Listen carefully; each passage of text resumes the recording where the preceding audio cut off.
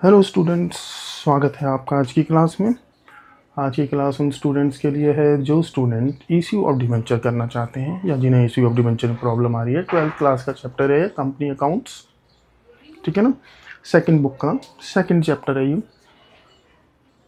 जब तुमने analysis of financial statement किया था तो उसमें कैश फ्लो किया होगा, क्योंकि आजकल वो बुक पहले करवा दे रहे हैं। तो कैश फ्लो में तुमने देखा होगा फाइनेंसिंग एक्टिविटी के अंदर इश्यू ऑफ डिबेंचर आता है। यानी कि अगर तुम्हें फंड्स की ज़रूरत पड़ती है, किसी कंपनी को अगर फंड्स की ज़रूरत पड़ती है तो वो शेयर्स के थ्रू पब्लिक से फंड इकट्ठे करते हैं या डिबेंचर के थ्रू पब्लिक से फंड इकट्ठे करते हैं। बेसिक डिफरेंस क्या है? डिबेंचर के थ्रू भी फंड्स आ रहे हैं, शेयर्स के थ्रू भी तुम्हारे पास फंड्स आ रहे हैं। तो बेसिक डिफरेंस क्या है इन दोनों आइटम्स में? दोनों के बीच में डिफरेंस ये है कि शेयर्स अगर हम इश्यू करते हैं और पब्लिक से फंड इकट्ठे करते हैं तो वो शेयर होल्डर बन जाते हैं, यानी कंपनी के मालिक बन जाते हैं, है ना। कंपनी के अफेयर्स में उनकी हिस्सेदारी शामिल हो जाती है। जो भी डिसीजन लेंगे हम शेयर होल्डर से वो पूछना ज़रूरी होता है जनरल मीटिंग में। तो अगर आप चाहते हैं, अगर कंपनी चाहती है कि हम फंड्स भी इकट्ठे कर लें लेकिन जिनसे हम फंड्स ले रहे हैं वो कंपनी के मालिक ना बने, तो उस केस में वो डिबेंचर इशू करते हैं। Debenture is a document of indebtedness. देखो, डॉक्यूमेंट ऑफ, अगर तुम इसकी डेफिनेशन पढ़ोगे तो कुछ वर्ड आते हैं, कुछ की वर्ड्स हैं, ठीक है ना। डॉक्यूमेंट ऑफ इंडेप्थनेस,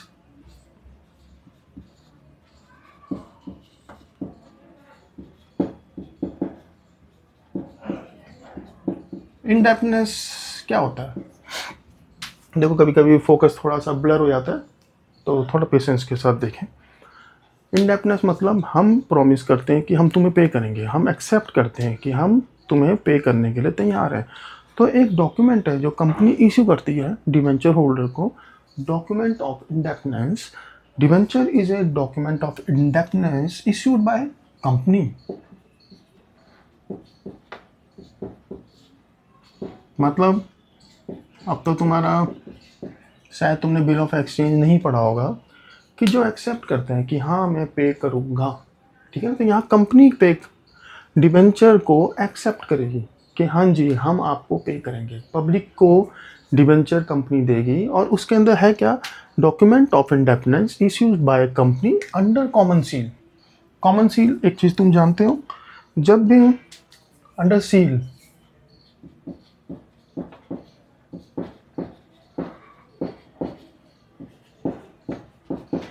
ये वो सील नहीं है ढक्कन खोलने वाली सील, ठीक है ना। जब भी कंपनी कोई काम करती है तो कंपनी एक आर्टिफिशियल पर्सन है, तो कंपनी के सिग्नेचर और साथ में कॉमन सील उस डॉक्यूमेंट के ऊपर लगाई जाती है, यानी कि कंपनी एक्सेप्ट करती है। जो भी डॉक्यूमेंट के ऊपर कॉमन सील लगी हुई है कंपनी की, इसका मतलब वो डॉक्यूमेंट को कंपनी एक्सेप्ट कर रही है। तो debenture is a document issued by company, document of indebtedness issued by company under its common seal, कि वो डेट पे करने के लिए एग्री हो रही है कंपनी, ठीक है ना। तो वही डॉक्यूमेंट जो है वो डिबेंचर है।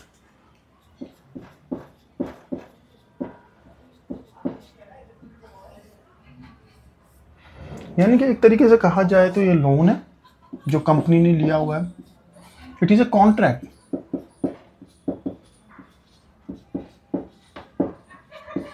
बिटवीन, किसके बीच में एक कॉन्ट्रैक्ट है? दो लोगों के बीच में ये कॉन्ट्रैक्ट है। एक तो डिबेंचर होल्डर, अगर तुम देखो शेयर्स और डिबेंचर के बीच में दोनों ही फंड्स इकट्ठे करने के सोर्स हैं, ठीक है ना। दोनों ही फाइनेंसिंग एक्टिविटी के अंदर आते हैं।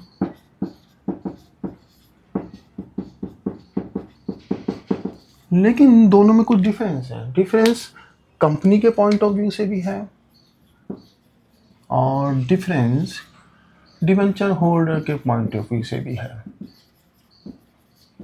कई जो शेयर खरीदता है वो शेयर होल्डर है, जो डिबेंचर परचेज करता है कंपनी से वो कंपनी का डिबेंचर होल्डर है। तो शेयर होल्डर और डिबेंचर होल्डर के एंगल से क्या फ़र्क है शेयर्स और डिबेंचर में? शेयर होल्डर कंपनी के जितने भी इवेंट्स हैं, जितनी भी एक्टिविटीज़ हैं, जितने भी डिसीजन हैं उनके अंदर पार्टिसिपेट करता है, ठीक है ना। तो अगर तुम किसी कंपनी के मालिक बनना चाहते हो उसके डिसीजन में पार्टिसिपेट करना चाहते हो, और तुम्हें ये ज़्यादा भरोसा है कि कंपनी बहुत प्रॉफिट देगी तुम्हें, क्योंकि शेयर होल्डर को प्रॉफिट मिलता है और डिवेंचर होल्डर को इन्हें मिलता है प्रॉफिट।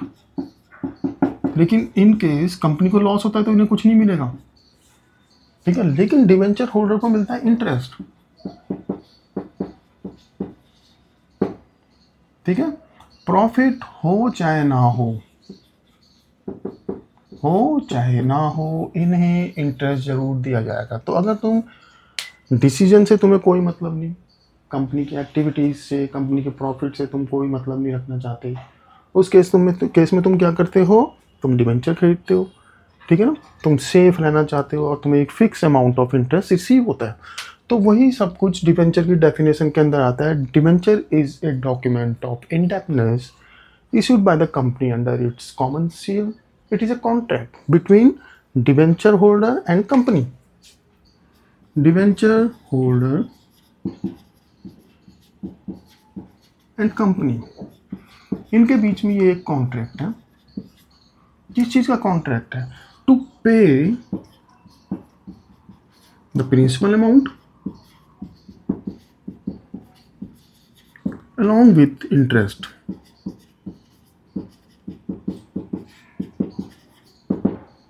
at fixed rate।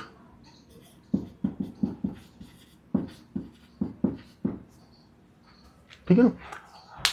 तो डेफिनेशन क्या निकल के आई? Debenture is a document issued by the company for its indebtedness under its common seal, and it is a contract between debenture holder and company to pay the principal amount of debenture along with interest। जो भी interest है हम वो भी पे करेंगे, और जो इंटरेस्ट है उसके साथ साथ हम प्रिंसिपल अमाउंट को भी पूरा पे करेंगे। ये एक एग्रीमेंट है, इसे हल्का सा रोक के एक बार तुम सारा पढ़ लेना। तो ये एक डेफिनेशन है डिवेंचर की। अब तुम्हें अकाउंटिंग पॉइंट ऑफ व्यू से डिवेंचर इशू किए जाते हैं, ट्रांजैक्शन क्या होती है, क्वेश्चंस क्या आते हैं, वो तुम्हें बताए जाएंगे। देखो जी, डिवेंचर जब कंपनी इशू करती है पब्लिक को, पब्लिक कंपनी को अमाउंट देती है, ठीक है ना। तो डिवेंचर इशू किए जाते हैं 3 पर्पज से। इशू ऑफ डिवेंचर, डिवेंचर को 3 तरीके से इशू किया जाता है।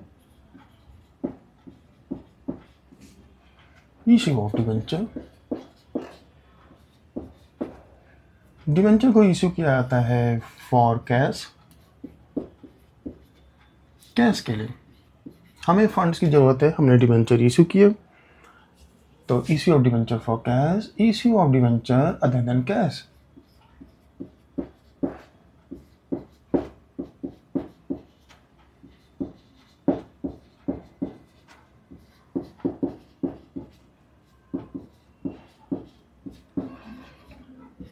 और issue of debenture for as collateral security.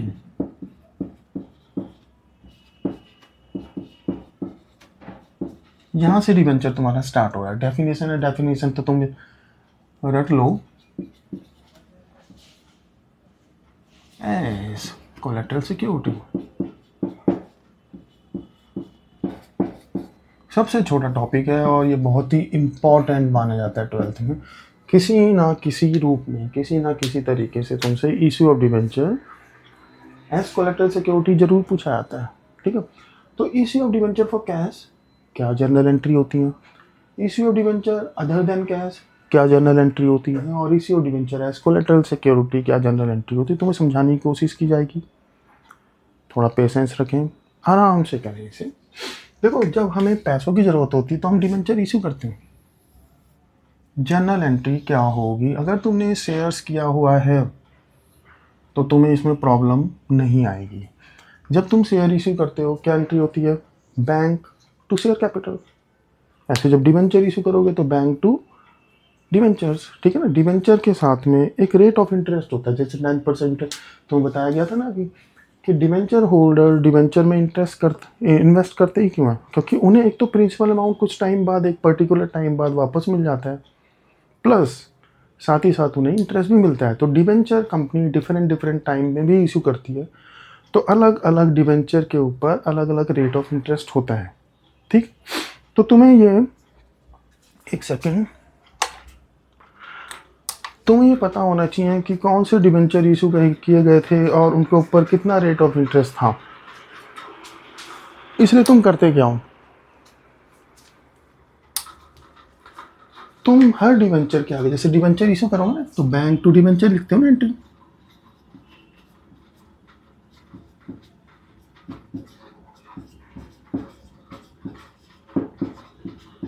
यहां पर रेट ऑफ इंटरेस्ट लिख दोगे।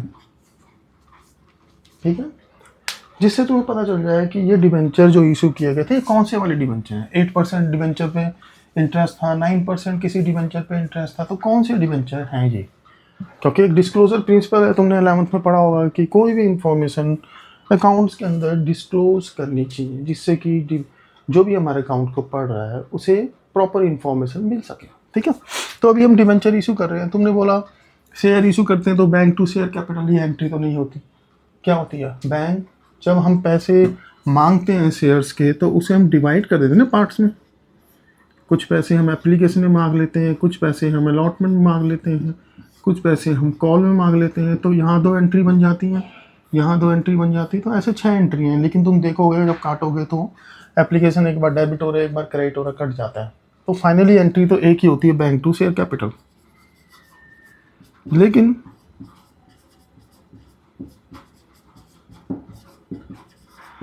हम अमाउंट्स मांगते हैं ड्यू करके। देखो एप्लीकेशन का अमाउंट मांगा तो एंट्री क्या होती है, share application to share capital.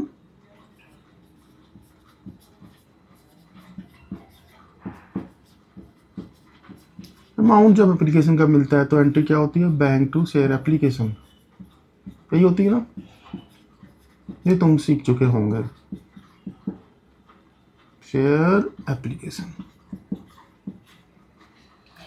ये 2 एंट्री होती हैं। वैसे तो डिबेंचर में भी अमाउंट कुछ पैसा एप्लीकेशन पे, कुछ पैसा अलॉटमेंट में ऐसे मांगा जा सकता है, लेकिन वो क्वेश्चन आते ही नहीं है, सीधे तुमसे पूछ, क्योंकि वो शेयर्स में आते हैं, है ना। तो डिबेंचर में क्या होता है, पूरा ही अमाउंट एक साथ मांग लिया जाता है। ऐसा मान के चलो डिबेंचर का जब अमाउंट मिलेगा तो ये एंट्री होती है, बैंक टू डिबेंचर एप्लीकेशन।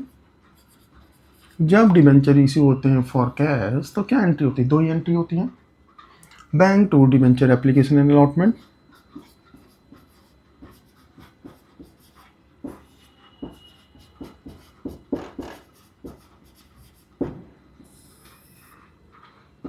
और debenture application and allotment to debenture, खत्म।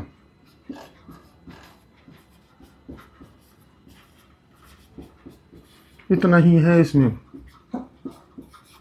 2% डिबेंचर। क्योंकि debenture issued other than cash और debenture issued as collateral security, ये टॉपिक हम आज नहीं करेंगे, इन्हें हटाए दें। सभी तुम्हारे नॉलेज के लिए था कि डिबेंचर को 3 तरीके से इशू कर लिया जाता है, फॉर कैश और अदर देन कैश। तो क्या निकल के आया, ये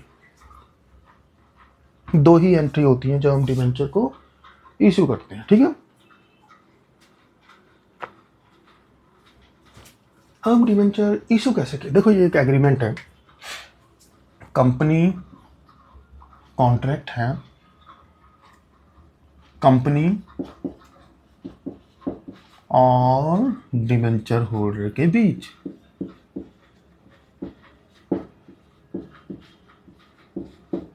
आज क्या है, कंपनी पैसे मांग रही है डिबेंचर होल्डर से, तो कंपनी की तरफ से एक रिटर्न डॉक्यूमेंट जा रहा है, डिबेंचर जा रहा है पब्लिक के पास, और पब्लिक कंपनी को दे रही है मनी, है ना। ये हो रहा है, तो क्या कंपनी जो पैसा रिसीव कर रही है क्या कभी वापस नहीं करेगी।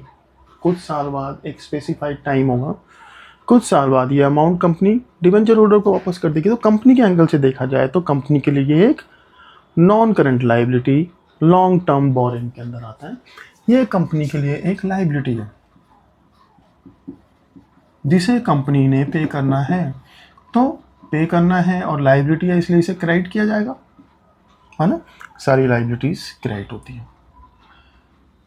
दूसरी तरफ आज की डेट में देखा जाए, हमें ये अगर टाइम है और यहाँ पर पे करना है, तो इसलिए हमने इसे एक लाइबिलिटी की तरह आज कंसीडर कर लिया। आज हम डिबेंचर इश्यू कर रहे हैं, हम इस डेट पे यहाँ पर बैठे हुए हैं हम, लेकिन हमें कुछ साल बाद 1 2 3 4 5वें साल इसकी पेमेंट करनी है।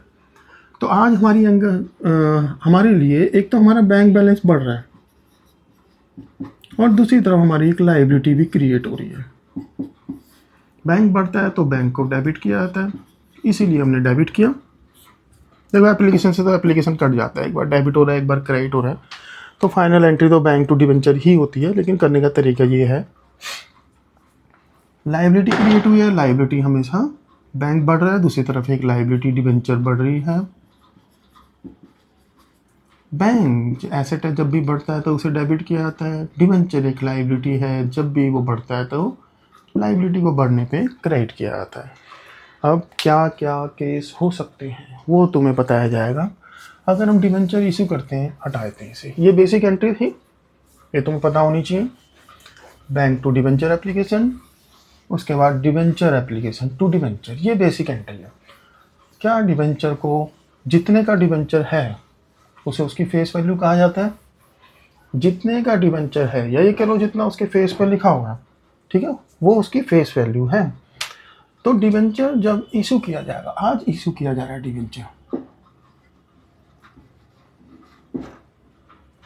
लेकिन कुछ टाइम बाद उसे रिडीम भी किया जाएगा। तुम जानते हो रिडेम्पशन, रिडेम्पशन मतलब रिपेमेंट, उसकी रिपेमेंट भी की जाएगी। दोनों चीज़ों को देखना पड़ेगा। देखो जब तुम डिबेंचर इशू कर रहे हो, कैसे इशू कर सकते हो पब्लिक को डिबेंचर? एक उसकी फेस वैल्यू होगी जी, जैसे हम मान के चलेंगे डिबेंचर या तो 100 रुपये का होगा, 10 रुपये का होगा, है ना, ऐसे राउंड फिगर में उसकी वैल्यू होगी डिबेंचर की। ऐसा नहीं हो सकता कि 9 रुपये का डिबेंचर हम इशू कर रहे हैं, 5 रुपये का डिबेंचर इशू कर रहे हैं। तो जो उसकी फेस वैल्यू है वो बड़ी इंपॉर्टेंट है यहाँ पर। डिबेंचर, एक रूल याद रख लो, डिबेंचर हमेशा क्रेडिट होगा फेस वैल्यू से, बस ये पॉइंट दिमाग में बैठा लो। डिबेंचर हमेशा ही फेस वैल्यू से क्रेडिट होगा, ये तुम्हें पता होना चाहिए। डिबेंचर आज तुम इश्यू कर रहे हो, पब्लिक को डिबेंचर दे रहे हो, जैसे शेयर तुम देते थे तो पार पे भी देते थे। पार मतलब जितने का है, अगर डिबेंचर की फेस वैल्यू है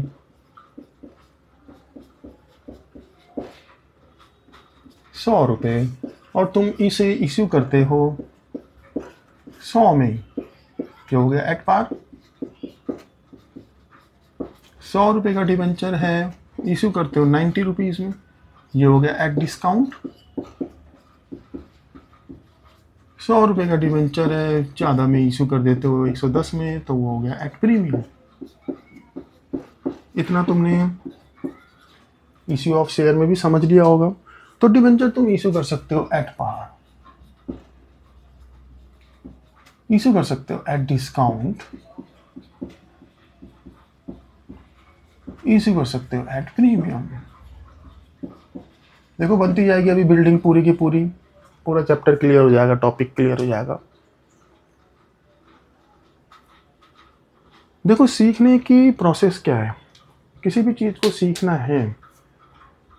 सब बच्चे 12th कर रहे हैं, 12th के बोर्ड की तैयारी कर रहे हैं, सेम बुक्स पढ़ रहे हैं, सेम टीचर्स हैं जो पढ़ा रहे हैं। फ़र्क क्या है? एक बच्चा आराम से बैठ के सीख रहा है, उसके पास बहुत टाइम है। क्यों? उसने अपना टाइम मोबाइल में वेस्ट नहीं करना, उसने अपना टाइम बाहर घूमने में वेस्ट नहीं करना, खेलने कूदने में वेस्ट नहीं करना, है ना। एक लिमिट तक तो खेलना कूदना भी ज़रूरी है, एक लिमिट से ज़्यादा नहीं, ठीक है। तो अगर कोई बच्चा फालतू चीज़ों में अपना टाइम वेस्ट करता है तो रिज़ल्ट क्या होता है उसका? पढ़ाई के लिए टाइम उसके पास कम मौजूद रहता है। अब उस कम टाइम में उसे सब कुछ करना है तो उसके मन में पहले ही बेचैनी है, पेशेंस है ही नहीं उसके मन में। तो वो क्या करेगा? कम टाइम में ज़्यादा सीखने की कोशिश करेगा, और इस बेचैनी में माइंड जो है ना एकदम इस मोड में होना चाहिए। माइंड इस मोड में नहीं होना चाहिए। अगर माइंड के अंदर उथल पुथल ज़्यादा है, डिस्टर्बेंस ज़्यादा है, ठीक है ना, तो उस केस में पढ़ना बेकार होता है, ठीक है। तो अपने पास पढ़ाई के लिए थोड़ा टाइम ज़्यादा होना चाहिए, बच्चों की कंप्लेंट क्या थी, मुझे तो बड़ा अजीब लगा, हम डबल स्पीड में देखते हैं जी पढ़ते तो, क्योंकि हमारे पास इतना टाइम ही नहीं है, बहुत स्लो पढ़ाते हो ना। स्लो तो इसलिए पढ़ा रहे हैं क्योंकि तुम्हें समझ आए कॉन्सेप्ट, लेकिन तुम्हारे पास इतना टाइम ही नहीं है कि तुम डबल स्पीड में देख रहे हो तुम। तो मेरा ये मानना है थोड़ा टाइम होना चाहिए, और अब तो साल का एंड आ रहा है, इस समय फोकस तुम्हारा सिर्फ पढ़ाई पे होना चाहिए। पढ़ाई सिर्फ फोकस के ऊपर डिपेंड करती है। देखो तुम डिवेंचर इशू कर सकते हो, वापस आते हैं, at par, at discount, at premium, जितने का है उतने में इशू कर सकते हो, कम में भी इशू कर सकते हो, ज़्यादा में भी, ठीक है। लेकिन जब उसे रिडीम करोगे, जब उसे पे करोगे, उसके बारे में तुम कहते हो कि हम या तो पार पे करेंगे, केस कैसे बनते हो बताया जा रहा है तुम्हें, या प्रीमियम पे। क्या डिवेंचर डिस्काउंट पे भी पे किए जा सकते हैं? क्या डिवेंचर को रिडम्पशन के टाइम पे कम अमाउंट भी दिया जा सकता है? ये नहीं है वैसे, लेकिन क्यों नहीं है? क्या ये होता ही नहीं? देखो, एक रूल ऑफ प्रूडेंस या रूल ऑफ कंजर्वेटिज्म तुमने पढ़ा था 11th में, ठीक है ना, उसमें यही लिखा हुआ था, do not record future anticipated gains but record all anticipated losses. अगर लॉस होने वाले हैं तो उनको तुम आज ही प्रोवाइड कर लो, लेकिन अगर तुम्हें फ्यूचर में प्रॉफिट होने वाला है, जैसे अगर तुम पे करोगे डिवेंचर को ज़्यादा, तो तुम्हें लॉस होगा, फ्यूचर में होगा ना, लेकिन तुम उसे रिकॉर्ड अभी कर लोगे at the time of issue of shares, issue of debenture. लेकिन अगर फ्यूचर में तुम कम पे करोगे, 10 लाख के डिवेंचर तुम 9 लाख पे करोगे, ऐसे एग्रीमेंट तुमने बना लिया, ऐसा कॉन्ट्रैक्ट तुमने साइन कर लिया डिवेंचर होल्डर के साथ, तो 1 लाख का तुम्हें फ्यूचर में प्रॉफिट होगा। लेकिन do not record future anticipated gains, future में अगर गेन होने वाला उसे हम रिकॉर्ड ही नहीं करते, तो डिवेंचर के रिडम्पशन के टाइम पे जो प्रॉफिट होगा या जो डिस्काउंट होगा उसे हम रिकॉर्ड ही नहीं करते। तो ये मान के चलो कि केस ही नहीं होता। तो केस यही होते हैं, इशू किया पार पे और रिडीम कर दोगे पार पे, पहला केस बन गया। इशू किया पार पे, रिडीम कर दोगे प्रीमियम पे, दूसरा केस हो गया। फिर 2 केस ऐसे निकलेंगे, 2 केस ऐसे निकलेंगे, तो टोटल मिला के 6 केस हैं, ठीक है ना। वो हम करने जा रहे हैं। चलो जी, रेड पेन उठाते हैं। पहला case, debenture issued at par, redeemable at par.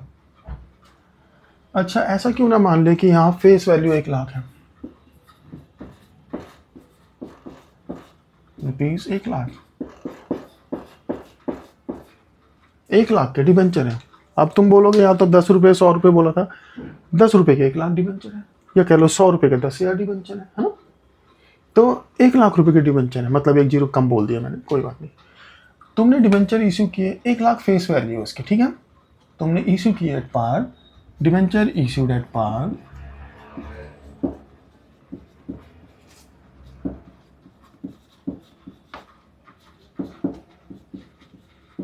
And redeemable at पार।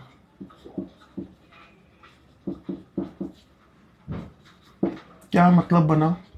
मतलब ये बना कि 1 लाख में ही तुमने इशू किए और रिडीम भी तुम 1 लाख में ही करोगे फ्यूचर में, ऐसा एग्रीमेंट तुम्हारे बीच में हो गया। तो इशू के टाइम पे तुम क्या एंट्री करोगे? आज तुम उन डिवेंचर को इशू कर रहे हो, तो तुम एंट्री क्या करोगे? ठीक है, एंट्री ये होगी जी,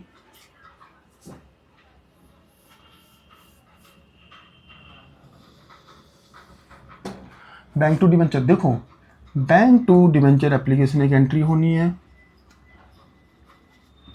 bank account debit to debenture application,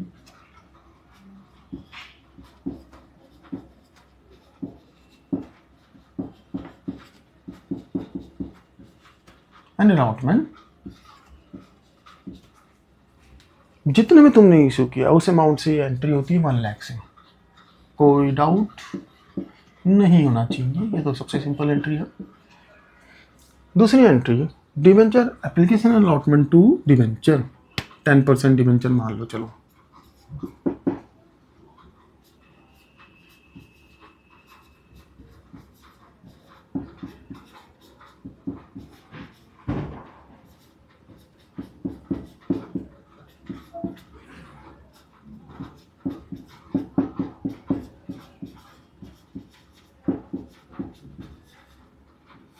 क्या एंट्री बनेगी। अब देखो यहाँ लॉजिक समझना, एंट्री तो बच्चे रट लेते हैं, लॉजिक नहीं समझते, फिर जब कोई ट्रेडिंग ट्रांजेक्शन आती है प्रॉब्लम हो जाती है।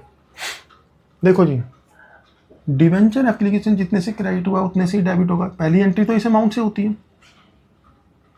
दूसरी एंट्री ये होती है, इसमें होता क्या है, जितने से डिवेंचर एप्लीकेशन क्रेडिट हुआ उतने से ही डेबिट होगा। और डिवेंचर में मैंने तुम्हें बताया है हमेशा फेस वैल्यू आएगी, सबसे इंपॉर्टेंट पॉइंट। अब यहाँ पर तो फेस वैल्यू सेम है ऑन रिडेम्पशन, क्योंकि तुमने पार पे करना है तो फेस वैल्यू भी वही है पार वैल्यू, और रिडेम्पशन जिस अमाउंट पे होना है वही पार वैल्यू है। लेकिन हमेशा याद रहे डिवेंचर हमेशा फेस वैल्यू पे रिडीम होते हैं, वो क्रेडिट होते हैं। ये बेसिक एंट्री है, यहाँ पर ना डिस्काउंट था ना प्रीमियम था, तो ये बेसिक एंट्री है। इसी के साथ अब डिस्काउंट और प्रीमियम को एडजस्ट किया जाएगा। सेकंड एंट्री में एडजस्ट किया जाता है, फर्स्ट एंट्री में तो जितने में तुमने इशू किया सिर्फ वही अमाउंट आता है। मान लो दूसरा केस करोगे तो जो पॉइंट मैं समझा रहा हूँ तुम्हें समझ आएंगे। डिवेंचर इशू किया तुमने डिस्काउंट पे, दूसरा केस है, और रिडीम कर रहे हो पार पे। अभी इसे हटा देते हैं। डिवेंचर इशू किया डिस्काउंट पे और रिडीम करोगे पार पे। Debenture issued at discount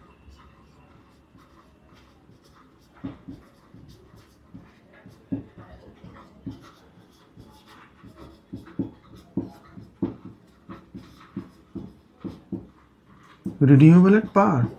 discount कितना, मान लो 10% of 10%, redeemable at par.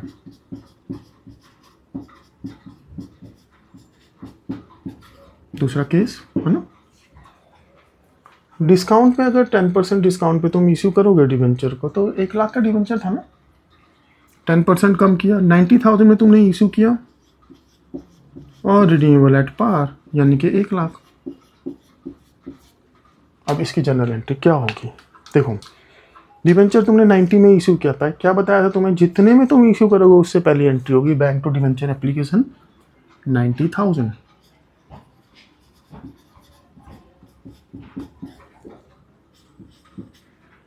To debenture application and allotment, short form use कर रहे हैं, तुम इसकी प्रैक्टिस मत डालना है। जितने भी तुमने इशू किया बैंक टू डिवेंचर किया एप्लीकेशन हमेशा इश्यूड प्राइस से होगा 90,000।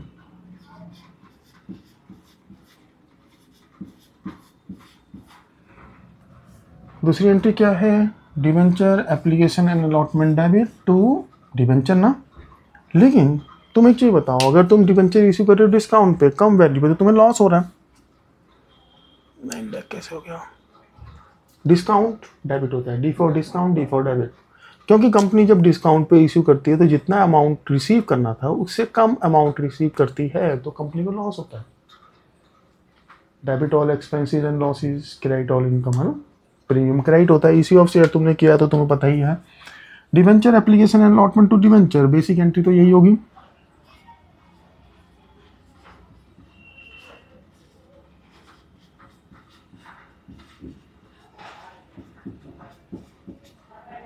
To 10% debenture,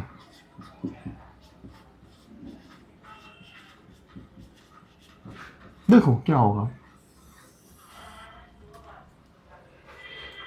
debenture application and allotment तुम्हें क्या बताया था, उतने से ही डेबिट हुआ था जितने से क्रेडिट हुआ था यानी कि 90। और डिवेंचर किस वैल्यू से क्रेडिट होता है, फेस वैल्यू। फेस वैल्यू तो 1 लाख है, 10,000 का तुम्हें लॉस हुआ है ना, डिस्काउंट डेबिट होगा तो discount on debenture, discount on issue of debenture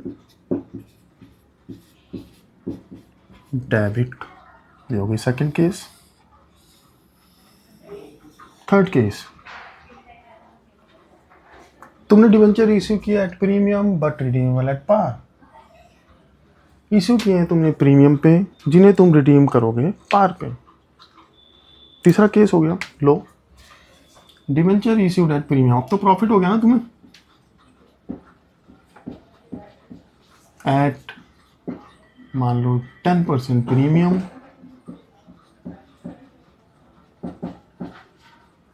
but redeemable at par.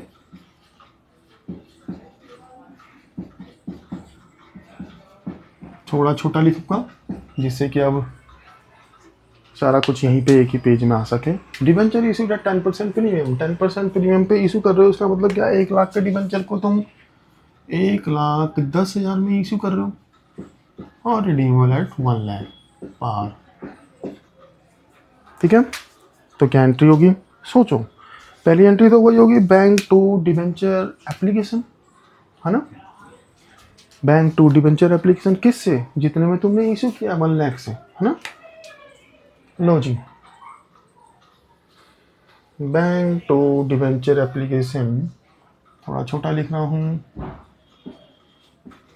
Bank debit to debenture application and allotment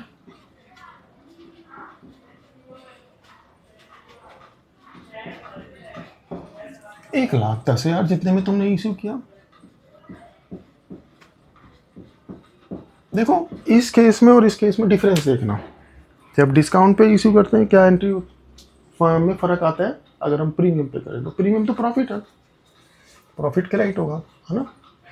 तो क्या एंट्री होगी, same entry debenture application to capital debenture, debenture application to debentures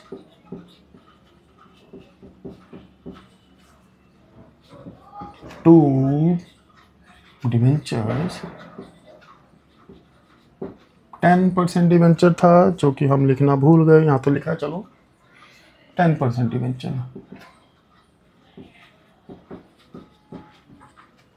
अब तुमने issue किया है, देखो जितने से क्रेडिट हुआ उतने से डेबिट होगा, बार बार बोल रहा हूँ। डिबेंचर हमेशा फेस वैल्यू से होता है, बार बार बोल रहा हूँ, face value 1 lakh. To debenture में प्रीमियम था, है ना। अगर डिस्काउंट होता तो डेबिट होता, लेकिन प्रीमियम था, प्रीमियम प्रॉफिट है, क्रेडिट होगा। सिक्योरिटी प्रीमियम,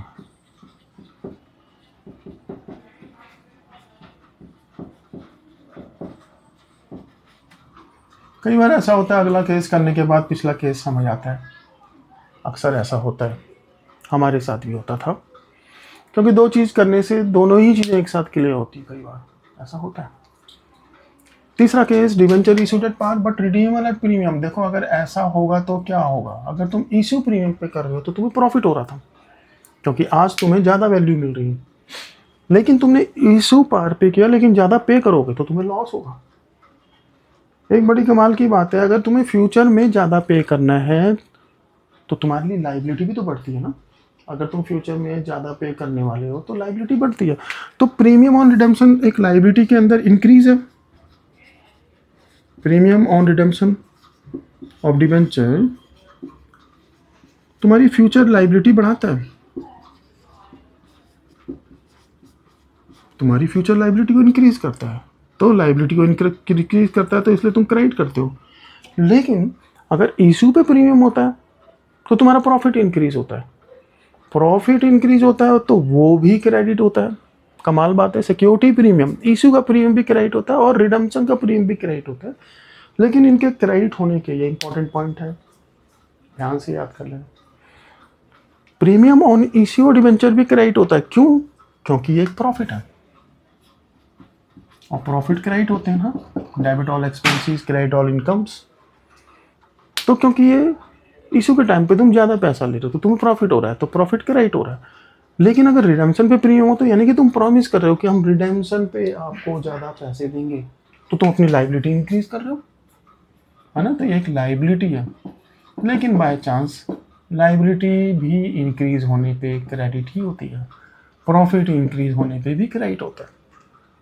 तो अब यहाँ पर जो हम अगला केस करेंगे, issued at par redeemable at premium, यहाँ पर इसका यूज होगा, issued at par but redeemable at premium, issued at par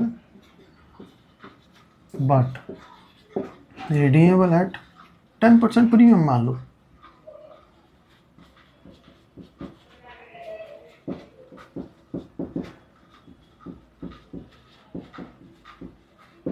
issued at पार यानी कि 1 लाख में ही तुमने इश्यू किया, बट रिडीमेबल एट मान लो 10% प्रीमियम, तो 110 में तुम रिडीम कर रहे हो। ओके, इशू पे प्रीमियम था, उसे क्रेडिट किया तुमने एज प्रॉफिट, लेकिन रिडेम्पशन पे प्रीमियम वो भी क्रेडिट होगा, प्रीमियम ऑन रिडेम्पशन भी क्रेडिट होता है, सिक्योरिटी प्रीमियम भी क्रेडिट होता है, लेकिन उनके क्रेडिट होने के रीजन डिफरेंट है, समझिए आप। इशू एट पार 1 लाख में इशू किया तो पहली एंट्री तो इसी अमाउंट से होती है, शुरू से बताता जा रहा हूँ। Bank to debenture application, to debenture application and allotment,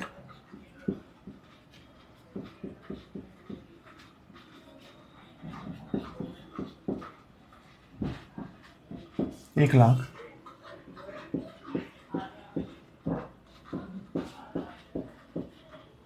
debenture application and allotment debit to debenture, है ना, debenture application and allotment debit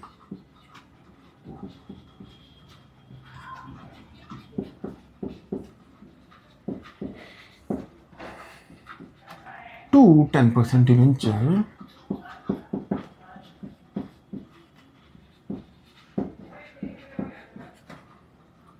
देखो डिवेंचर एप्लीकेशन अलॉटमेंट तो उतने से ही डेबिट होता है, फिर बता रहा हूँ पॉइंट, जितने से क्रेडिट हुआ था। डिवेंचर किस वैल्यू से क्रेडिट होता है, जितने से फेस वैल्यू है ना।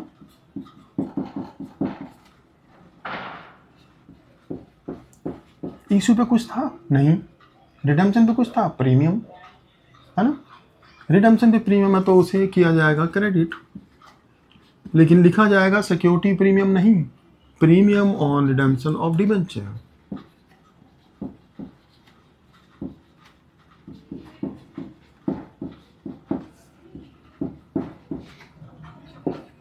Premium on redemption of debenture, future में तुमने डिवेंचर को रिडीम करते टाइम ज़्यादा पे करना है, फ्यूचर में तुमने ज़्यादा पे करना है। तो आज की डेट में देखो, फ्यूचर में भी अगर कोई लॉस होने वाला है, एक्स्ट्रा पे करने वाले जितने के डिवेंचर थे वो अमाउंट तो तुमने रिसीव कर लिया, तो वहाँ तो कोई लॉस है ही नहीं, क्योंकि तुमने आज वो अमाउंट रिसीव कर लिया। जैसे तुमने मुझसे लोन लिया आज और उतना ही वापस पे कर दिया, तो यहाँ तुम्हें कोई लॉस भी नहीं हुआ, है ना, और ना ही तुम्हें प्रॉफिट हुआ, जितना मिला उतना ही तुमने वापस कर दिया। लेकिन फ्यूचर में अगर तुमने मुझे ज़्यादा पे करना है, 1 लाख का लोन लेके 1,10,000 पे करने, तो तुम्हें फ्यूचर में लॉस होने वाला है। तो record all future anticipated losses, जो लॉस फ्यूचर में होने वाला उसे आज ही लॉस मान लो, तो उसे लॉस की तरह डेबिट कर दो। लॉस तो डेबिट होते हैं ना, तो रिडेम्पशन का प्रीमियम डेबिट हो जाता है loss on issue of debenture, loss on issue of debenture. अब हम बोलते थे अपने टाइम पे, होते हैं बच्चों के लाइफ के अपने कंफ्यूजन होते हैं, ठीक है ना, टीचर्स क्या होते हैं, एक फ्लो में पढ़ाते चले जाते हैं बच्चे को, रुक के समझाते नहीं। तुम्हें कोई चीज़ समझ आ रही है, तुम बोलते हो स्लो चल रहा है सब कुछ। अब देखो स्लो चल रहे हैं तो तुम्हें ये समझ आएगा, अगर मैं एक ही फ्लो में पढ़ाता चला जाऊँ, हर पॉइंट को वही वैल्यू दे दूँ, बराबर वैल्यू, कई पॉइंट आराम से समझे जाते हैं। जैसे हमें क्या कन्फ्यूज़न होता था, टीचर तो पढ़ा के आगे निकल जाते थे, हम बोलते थे premium on redemption of debenture है, रिडेम्पशन पे हमने प्रीमियम पे करना है, तो उसे loss on issue of debenture क्यों लिख रहे हैं, उसे loss on redemption of debenture लिखना चाहिए, है ना, बड़ा अजीब पॉइंट है। नहीं, इस पूरी ट्रांजैक्शन को हम इश्यू की ट्रांजैक्शन कहते हैं, इश्यू ऑफ डिवेंचर की ट्रांजैक्शन, इसलिए आज ही उस लॉस को हम लॉस मान रहे हैं, तो loss on issue of debenture, issue करने में ही हमें लॉस हो गया जी, पॉइंट है। तो अब अगर इश्यू पे प्रॉफिट होता है, प्रीमियम होता है, तो वो तो बैंक में आ गया, है ना, 1,00,000 प्लस 10,000। रिडेम्पशन पे अगर प्रीमियम है तो बैंक में तो नहीं आया ना, रिडेम्पशन में अगर प्रीमियम है तो उसे हम लॉस मान के डेबिट कर देते हैं। इशू का प्रीमियम बैंक में चला जाता है, तुम्हें प्रॉफिट हो गया, रिडेम्पशन के प्रीमियम को तुम लॉस ऑन इशू में डेबिट करते हो। ये इंपॉर्टेंट एंट्री है, दो ही तो इंपॉर्टेंट एंट्री है इसमें, ये बेसिक एंट्री है जो तुम बताती है, और एक ये एकदम से झटका लगता है इस एंट्री को करते ही बच्चों को। अगला case, issue at discount redeemable at premium. देखा जाए तो ये 5 ही केस हैं। छठे केस में बच्चों के दिमाग में एक बड़ा खास क्वेश्चन पैदा होता है, वो बताया जाएगा तुम्हें भी, तुम्हारे भी दिमाग में पैदा होगा, देखना। Issued at discount redeemable at premium, जरा जल्दी करते हैं। इश्यूड एट डिस्काउंट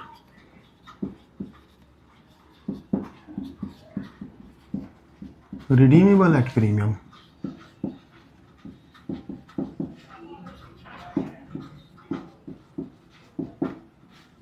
इश्यूड मान लो 10% डिस्काउंट पे और रिडीम भी 10% डिस्काउंट पे, है ना, प्रीमियम पे।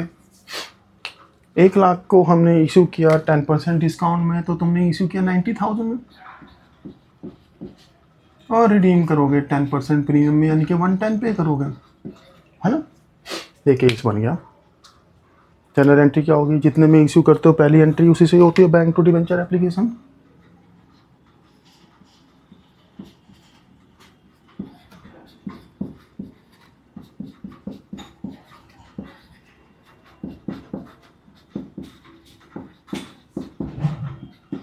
$90,000 debenture application and allotment debit, खास एंट्री है भाई।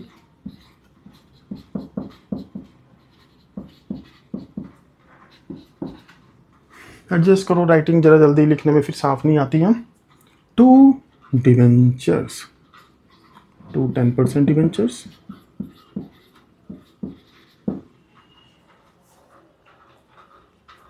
देखो डिबेंचर एप्लीकेशन अलॉटमेंट तो वही 90 से डेबिट होगा। डिबेंचर हमेशा फेस वैल्यू यानी कि 1 लाख,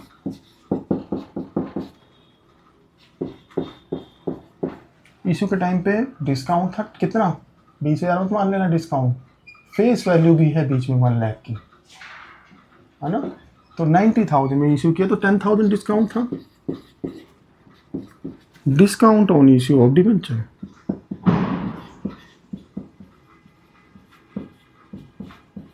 $10,000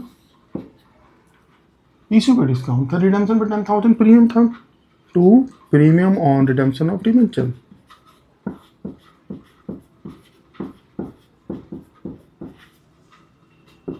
और रिडेम्पशन का प्रीमियम डेबिट हो जाता है, बताया था ना अभी, किस में डेबिट हो जाता है, loss on issue of debenture.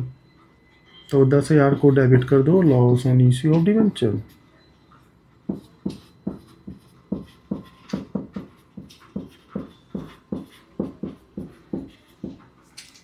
दो तरीके के केस का इसमें मिक्सचर आ गया, डिस्काउंट और प्रीमियम ऑन रिडेम्पशन दोनों का ही आ गया, ठीक है।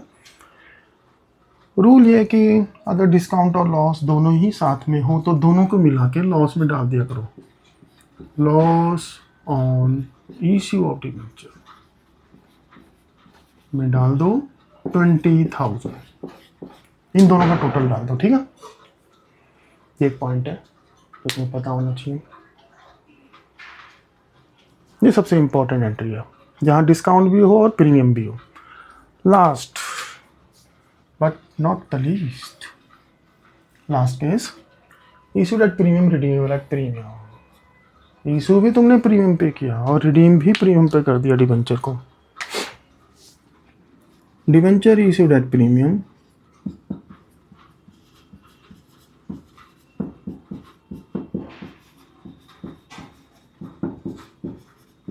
रिडीमेबल एट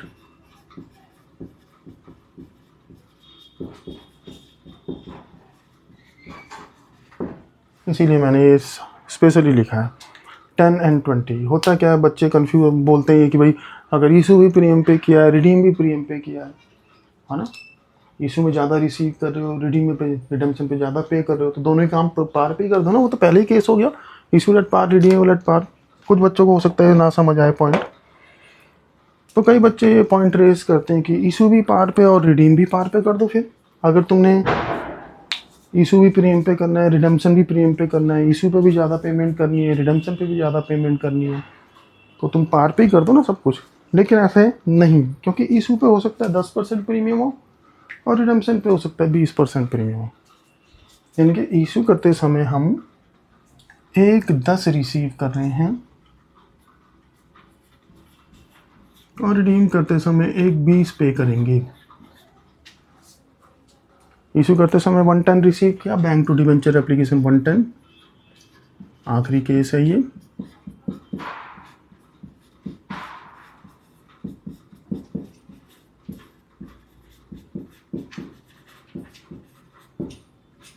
एक 10 और रिडेम्पशन की एंट्री वो सेकेंड एंट्री होगी debenture application and allotment debit,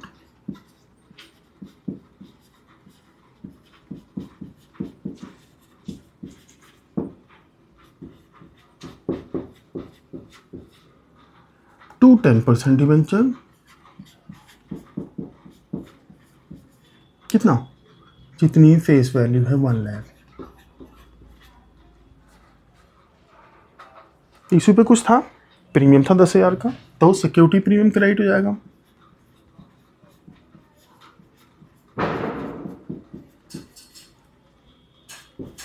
redemption पे कुछ था, हाँ 20,000 एक्स्ट्रा दे रहे हैं, तो premium on redemption of debenture, premium on redemption of debenture हो सकता है हल्का सा कट भी रहा हो, इसीलिए मैं बोल रहा हूँ साथ में premium on redemption of debenture 20। तुम्हें बताया गया है प्रीमियम ऑन रिडेम्पशन जितना भी हो, प्रीमियम ऑन रिडेम्पशन जितना भी हो डेबिट हो जाता है loss on issue of debenture में, तो ये डेबिट हो जाएगा loss on issue of debenture में 20,000 हो गई, दोनों side equal. Loss on issue of debenture